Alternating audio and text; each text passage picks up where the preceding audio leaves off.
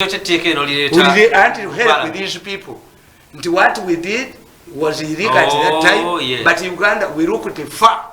How can somebody die with the wound? No, we are not talking about dying. Why should the Chinese be here?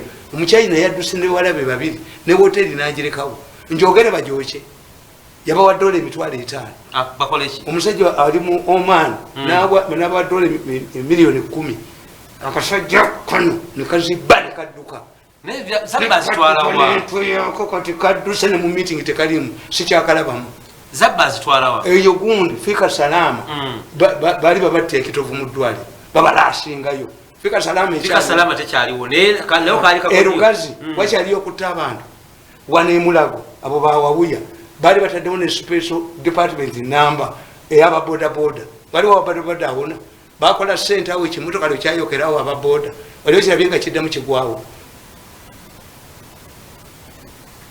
tozanyisanga muntu omu empande emu yeewa ekisero bakubye omuntu ebintu ebinakomawa babatutte ebyokutulugunya abantu okubajjamu ebyekyapa anti sente nti media bagiwa 10 billion nzaka Pakistan kajja ewange ne miliyoni ya dola miliyoni omusajja nampita nkapakenze kugundi ate nakawulira Malonde Mr. Tamale Malonde is good man but you angered him speaks with anger me good guys big following then kalinda ne bakaleta baso bakale chairman yakali mitwala did you see him?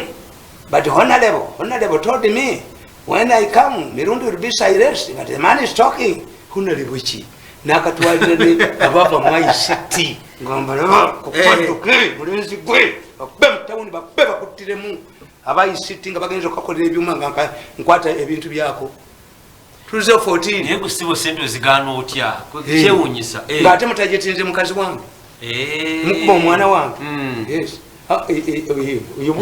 you read the paper you wrote it. Those are toilet papers.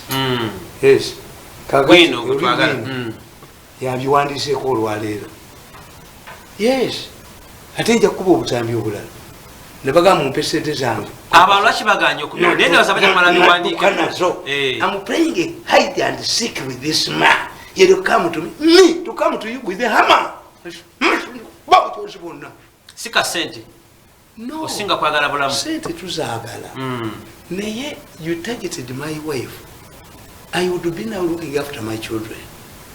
That boy hired thug ngambalaba ne basembolinga gundi ekisugu kamutekera kaba sembolinze kanzite kubanga muzai promise to be a prime minister you will be a prime minister in a European jail si Uganda wano it's because I'm mature. I've fought with this battle for 8 years.